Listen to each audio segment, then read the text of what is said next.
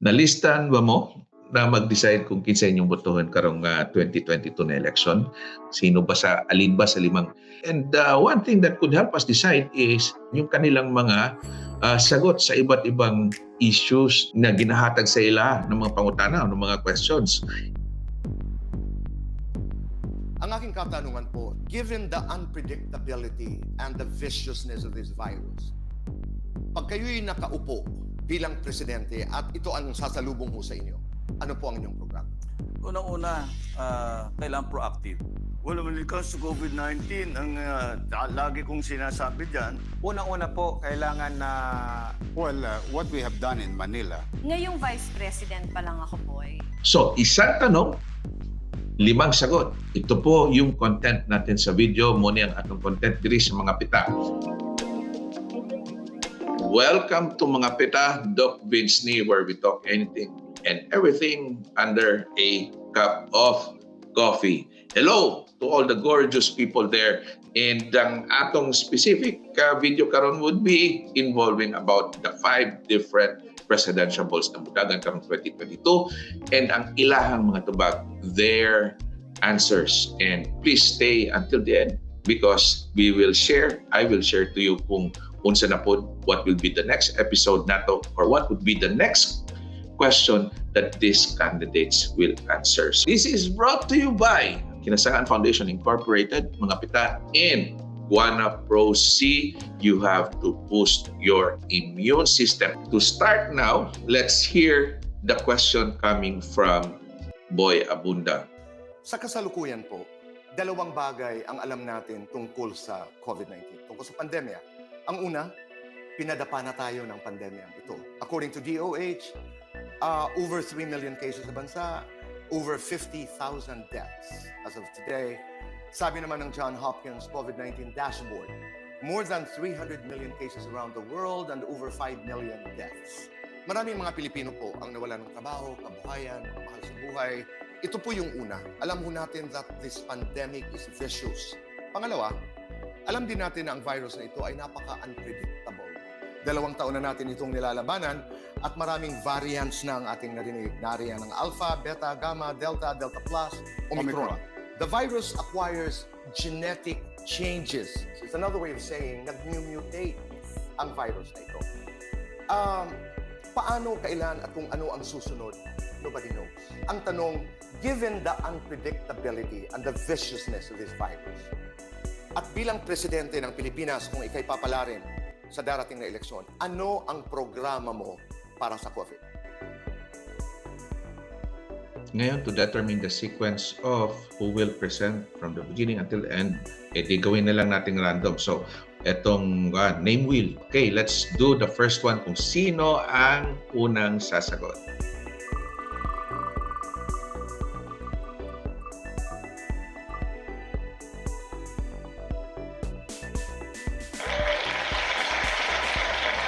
There you go. Isko. What we have done in Manila is to really confront COVID-19 and prepare for any worst scenario. We acquire medicines, we acquire oxygens, we acquire facilities, we acquire more medical frontliners. Then at the same time, bukas ang ekonomiya, bukas ang trabaho. So given a chance, may awa ang Diyos, pala rin ako, I'll treat it as an endemic. Because mas maraming namamatay sa ibang sakit sa ating mga ospital, dala ng hindi na nakakapunta, dahil napupuno yung ating mga hospital, private or public. So this, nowadays, if you see Spain and other countries, they're treating it differently. It's like a normal flu nowadays. Now, the thing is, we have to strengthen our vaccination because, sabi mo nga, virus, it has to be approached scientifically. We must continue to believe in, in this existing antiviral medicines that we acquired in the city of Manila that are existing in the world. Remdesivir, tocilizumab, baricitinib, molnupiravir. May bago pa ngayon, Paxlovid, which we are about to acquire in a matter of few days. So we have to be ready, always ahead of the numbers of capacity than the numbers of infection. Then we must open. We must offer job. We must open business. We must be aggressive in dealing with this COVID-19. We can learn how to live with COVID-19 and go back to work safely. That is our approach in Manila, and that is the approach that I'm going to do in the entire country. Okay. Yung be prepared na ipaliwanag ng mabuti na iintindihan natin with your enumeration of the various meds para sa COVID. Doon lamang ako doon sa confront. Ano ang ibig sabihin when you say we must confront the virus? Ito ba yung lockdown? Ito ba yung... No. Anong Confront, ibig sabihin ng lockdown? it's live with it. I'm sorry? Live with it. Okay.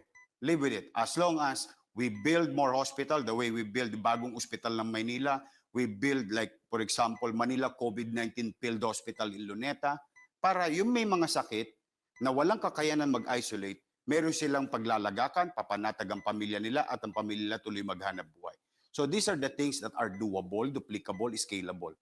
So we've shown you the prototype on how to address it. Manila is the most dense city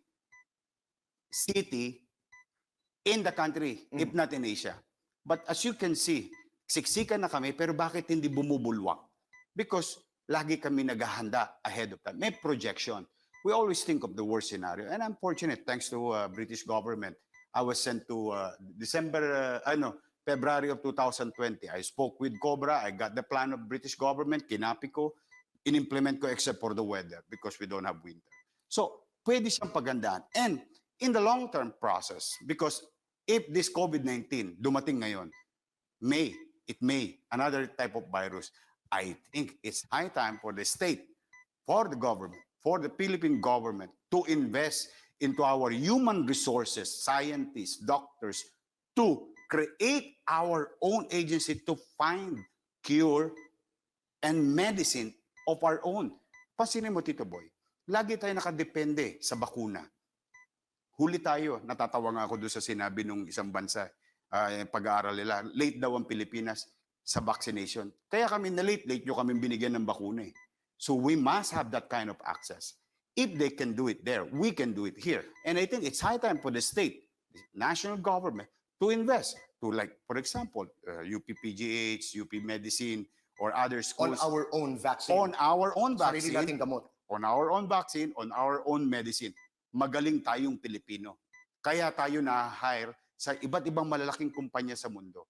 Now, let's pull them back to the country and invest on it. And I think it's high time for us to discover our own vaccine, discover our own medicine, because kaya natin. And it may take a little while, It will take pero only... meron tayong sarili. Okay. Exactly. That's why ito yung paghahanda, pero ito yung future.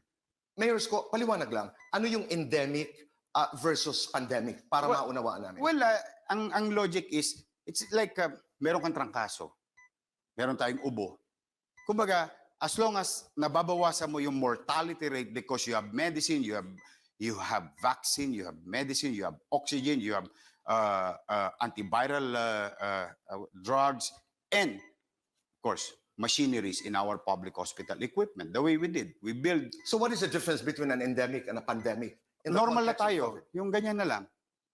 Kahit may pag-ubo mo, nilalagnat ka, gusto mo mag-isolate ka. Gusto mo magtrabaho ka. What does it do to the virus? Let's see the next one.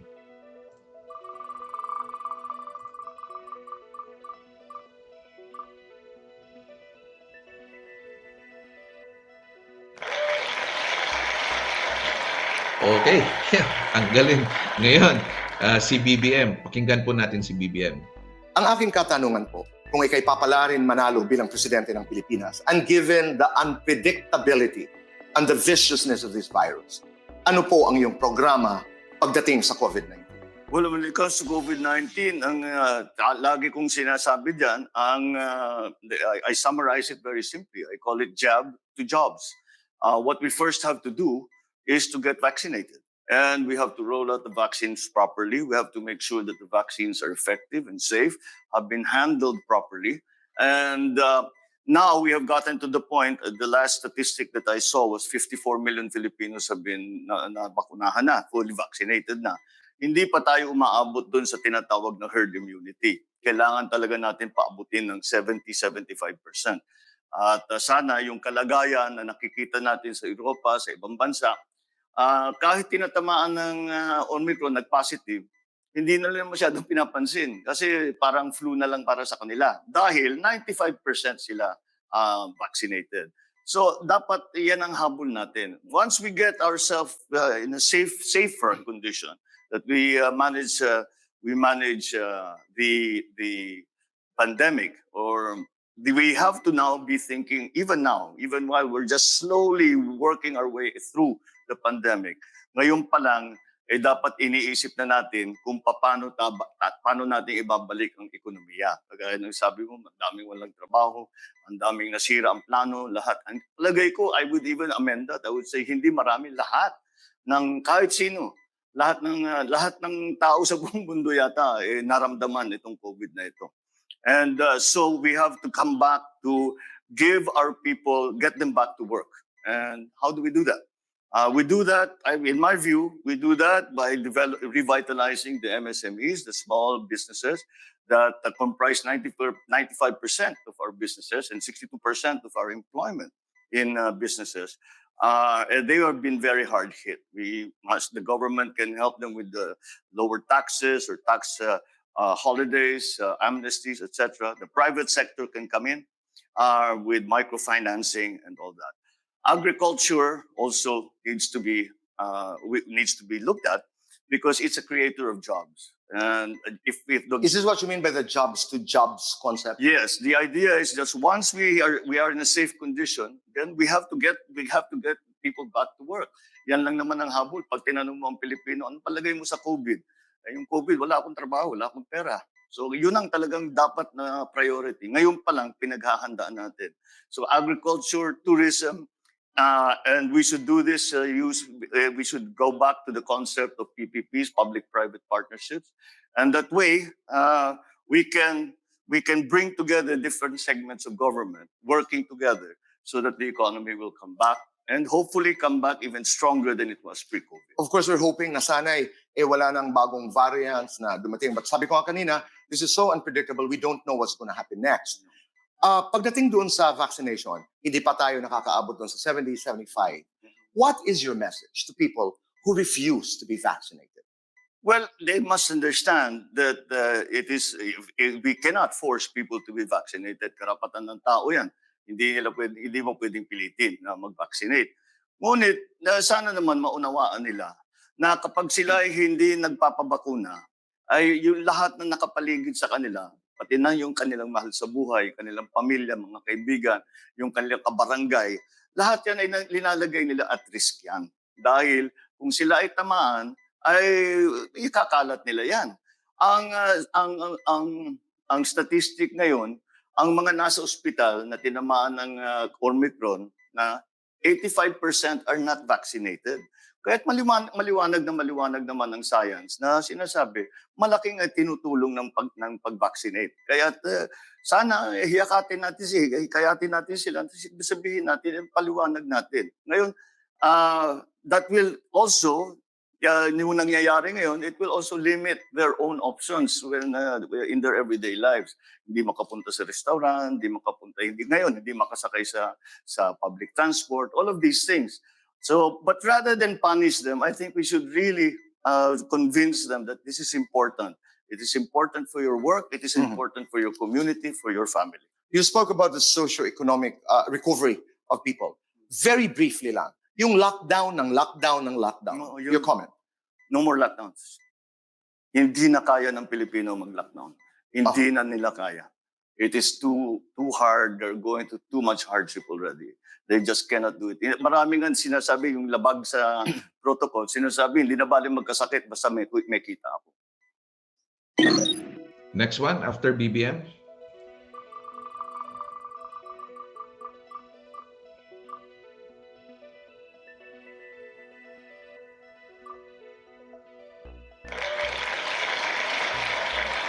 Ayun, si Senator Ping. Ano po ang inyong programa? Unang-una, kailangan proactive. Kasi anong nangyari sa atin, di ba, Boy, noong February yata ito, yung Wuhan couple, na kung saan sumakay ng aeroplano from Cebu to Dumaguete to Manila. Alam ng DOH, alam ng authorities ito na silang dalawa afflicted ng COVID. Doon namin sa aming Senate hearing. Nagawa niyo na ba yung contact tracing? Kilala naman niyo yung mga pasahero, di ba, kayang kontakin. Alam mo sagot sa amin, 17% lamang yung kanila na contact. Doon nagsimulang kumalat yung COVID eh. Hindi tayo marunong maging proactive. Wala tayong foresight. Pagkatapos, ano sumunod? 'Di ba hindi natin pinagbawalan yung mga turista galing China kasi kaibigan daw natin yung China. Yun ang mga pagkakamali natin nung una pa. Itong Omicron, 'di ba alam na natin meron sa Europe, meron sa Amerika? Bakit hindi pa rin natin na sawata, ano? Nagkakasya tayo doon sa, nagre-react na lang tayo kung ano mangyayari. So sinasabi na walang kaso sa Pilipinas. Good, walang kaso. Pero may ginawa ba tayo para talagang hindi magkaroon ng kaso o hindi makapasok? Ngayon, ilan na tayo? 30,000. Marami tayong pagkakamali. Hindi na tayo natuto sa ating mga pagkakamali. Pangalawa, una pa man, noon pa lang bago nauuso yung vaccination. Alam ko ito kasi kausap ko yung mga business sector, yung mga malalaking negosyo. Nag-offer sila. Kami nang bibili para sa aming mga empleyado. Anong ginawa ng gobyerno? Over-regulation. Sa halip na maging friendly, sa halip na encourage, pinapahirapan. Hindi, dadaan kayo sa amin. Yung LGU, nag-offer na rin. Yung mayayamang LGU, may pera sila. Nag-offer na rin sila kung pwede makabili sila ng bakuna para sa Constitution. Just imagine, boy, kung pinayagan nila yon, tinulungan sa halip na barahan, tinulungan nila, baka hindi ganyan karami yung problema natin. Ang tinamaan natin kabuhayan. The thing is, there's no trade-off between health and economy. Wala wala kang pagpipilian. So dapat maging proactive, first and foremost. Kailan mag-anticipate. And then, put the right persons sa tamang posisyon. Skills matching, PhilHealth. Bakit NBI director ang naandyan? Bakit retired military? Sa akin, kung hindi man may background sa health sector, kailangan finance man ang nandyan, health insurance yan Ano nangyari? 14 billion pesos ang nawala sa kalokohan nung nag-imbestiga kami. At katunayan, binigay ko lahat kay Secretary Guevara, yung aming Committee of the Whole, mga dokumento, mga testimonies. Kaya may nakasakdal ngayon sa Ombudsman. Yung Galing mga sa dati, Senado. because of the Senate. So, ano nangyari? Hanggang ngayon pending sa Ombudsman, ni hindi man lang umakit sa Sandigan Bayan, ang linaw ng mga ebidensya doon, boy. Ito'y nakaka-discourage sa sistema ng ating, sabihin natin, governance or politika. Okay. Again, babalik ako doon sa sinabi ko nung una. Kailangan sila nga standard. Hindi po pwedeng pag malapit sa administration, medyo malambot. Sa akin, ako, I've been known for this boy, Nung CPNP ako, isa lang ang standard. Kaya napatino ko yung pulis nun At saka leadership by example. Sinabi ko sa kanila, huwag kayong mangotong. Hindi ako tumatanggap ng pera sa weteng, hindi ako tumatanggap ng pera doon sa mga nagtatransact ng business. Alam nila ito. And alam nila I meant business. Hanggang ngayon sa Senate, yan ang ginagawa ko, boy. Okay.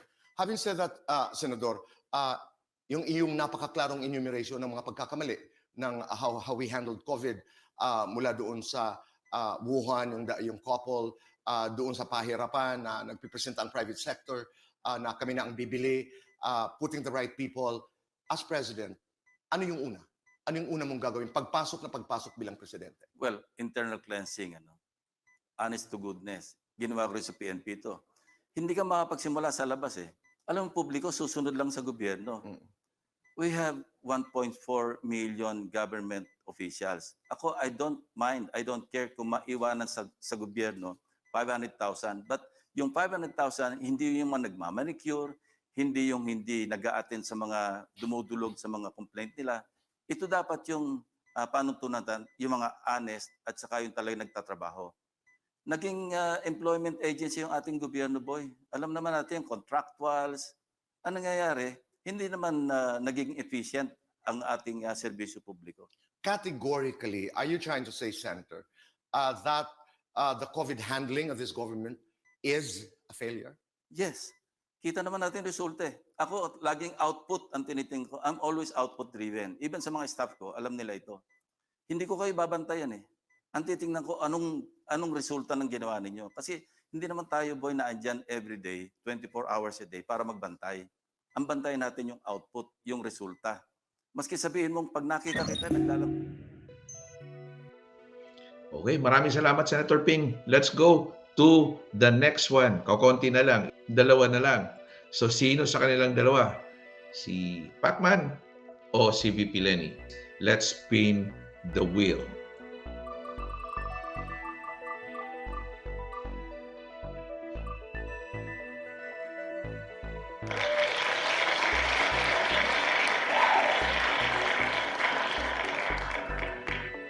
So pakinggan po natin si VP Lenny. Ngayong Vice President pa lang ako, Boy, nag-launch na kami ng COVID response initiatives.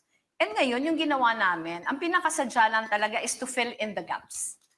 Hindi naman namin tumanda to, pero hindi pwede kasi nanonood lang kami.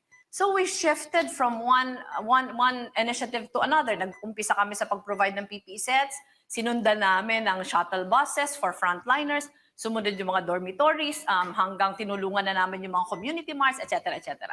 So it was a series of so many programs. Pero we learned a lot of lessons from that. Ano yung number one lesson? Yung number one lesson, kailangan talaga yung sense of urgency. Kailangan yung sense of urgency sa pag-respond kasi every minute, every second counts.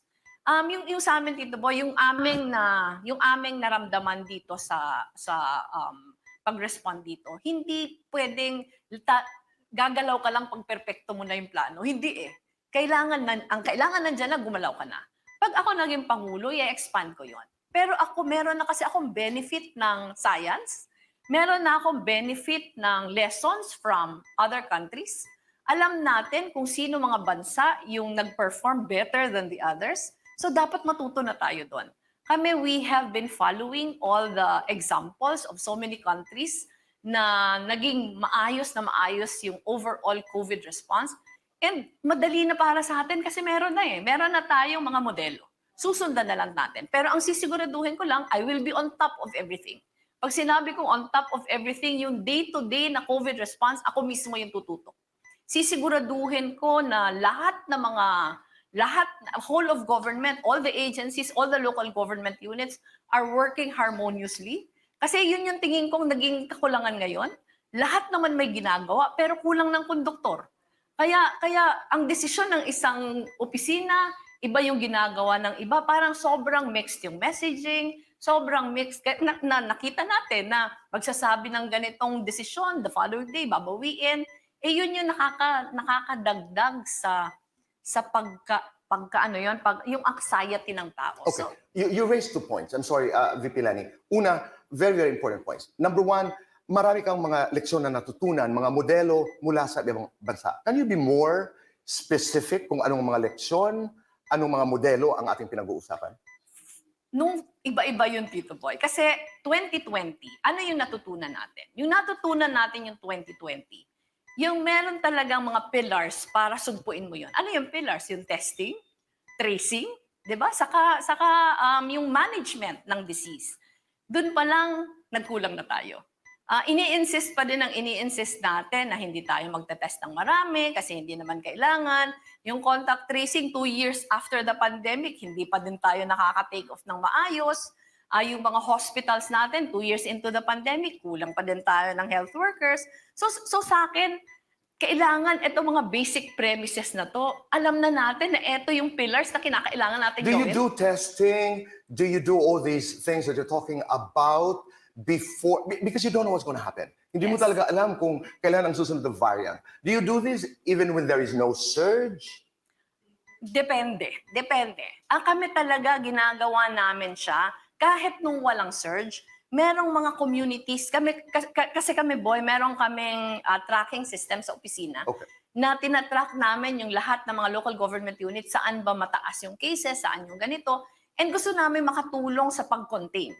So kahit walang surge, pag nakikita namin na merong lugar na medyo mataas yung cases, nag-o-offer kami. I only raise that point dahil hindi ka pwedeng mabigla dahil alam natin na unpredictable talaga Yes. eh. I mean, we know that behavior of the virus. And then you raised another point. I will be on top, of the program, of the management of this virus. Some of your critics may say, isn't that a bit too much of micromanagement and you might be missing on a lot of things dahil nandun ka masyado sa detalye? Boy, pag panahon ng crisis, kailangan mong mag-micromanage. Kasi buhay ng tao yung nakataya. Ako, since March of 2020, araw-araw, I am on top of all the COVID response operations of the office. At ano yun hindi ako namili talaga ng trabaho. Nung kulang kami ng mga tao sa Bayanihan e-Consulta, ako mismo nagjo-duty. Ang nagjo-duty ako, yung mga unholy hours, para makatulog naman yung aming mga volunteers. Pag swab cab namin, kahit marami nagpa-positive, nandyan ako. Pag vaccinate, Time is up. 5 minutes. Let's proceed to the last one. Last but not the least. Hindi na natin papaikutin yung dili na patuyo ko ng name of wills, but will of name, whatever.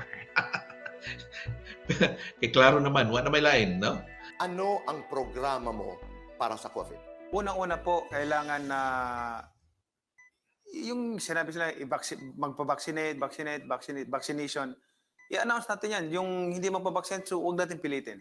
Kasi issue ngayon yan, yung magpabaksinate o hindi, huwag natin pilitin. At huwag natin alisin doon sa mga hindi nagpabaksinate, na alisin natin yung rights nila na magtrabaho, makapaghanap buhay. So isa lang po yan sa aalisin natin na huwag hindi pilitin kasi lahat tayo may karapatan na magdesisyon sarili natin. Yan yung gift na binigay sa atin ng Panginoon, yung free will to choose. Pangalawa po ay hindi po karapat-dapat na mag-lockdown at magsarado resulting to closure ng lahat ng mga karamihan sa mga businesses dito sa atin. Mawawalan ng pagkain ng ating mga kababayan. Mawawalan ng trabaho, lahat yan. And then, solution, para hindi tayo mangutang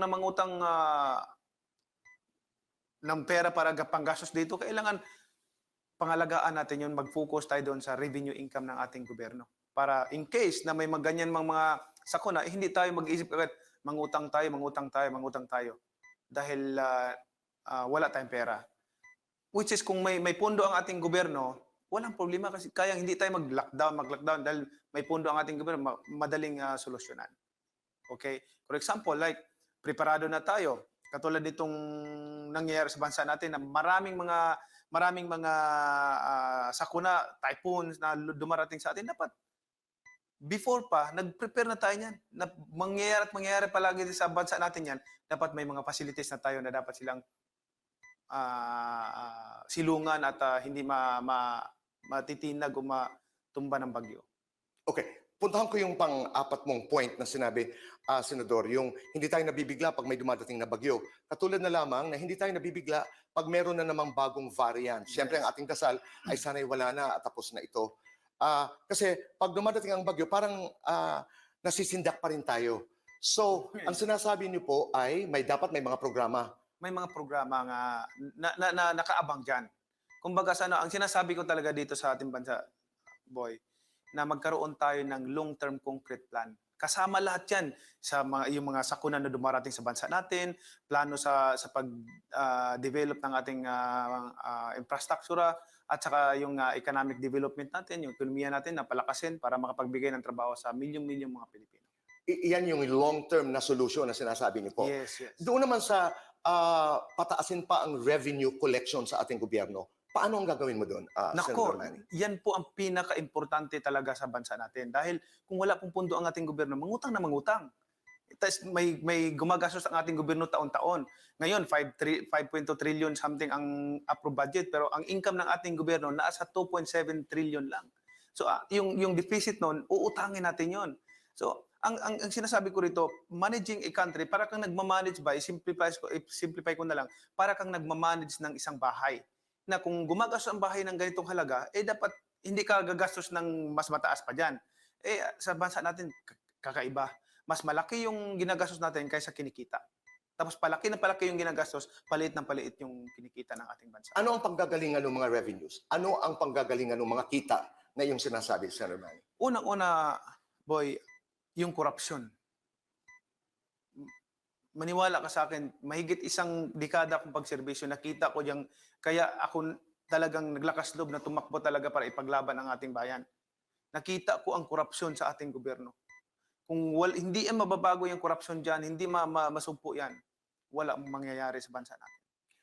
Okay, yung pangalawang point na sinabi niyo po ay lockdown. Lockdown. May mga nagsasabi naman, doon sa mga ibang bansa na na-control yung COVID, ay maaga sila nag-lockdown, maaga, agresibo sila nag-react. Your comment? From the beginning, boy, ito yung announcement ko. Sabi ko, okay, mag-focus tayo doon sa procurement ng vaccine. Pagdating ng pero pagdating ng, habang wala pang vaccine, lockdown muna tayo. Lockdown muna, para may isang lockdown lang. Tapos habang na-lockdown, mag-vaccinate tayo lahat. Tapos pag marami na vaccinated na tao, saka tayo mag-open, then hindi na kagad na mag-lockdown na naman ulit. Vaccinated yung mga tao, lalo na yung mga nagtatrabaho. Nag-umpisa ka doon sa point na may mga taong ayaw magpa-vaccine. Huwag nating pilitin karapatan Yes, nila tama yan. po, tama po. Pakipaliwanag. Yes po, karapatan po nila yan na wag natin silang pilitin dahil sarili po nila yan eh. Natatakot sila o sa paniniwala nila, sa kanilang belief, may karapatan po.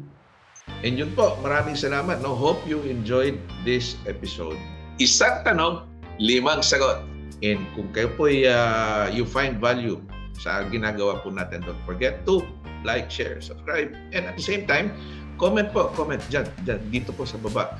And I would like to thank the Boy Abunda Show. Thank you for the content. Yung mga viewers natin, if you want to hear the full video, the full interview rather, punta po kayo sa The Boy Abunda channel at doon po lahat ang full interview ng iba't ibang mga kandidato running for president sa Pilipinas. Maraming salamat po, Doc Vince here. Signing out, stay safe, be safe, and God bless you all. Bye-bye.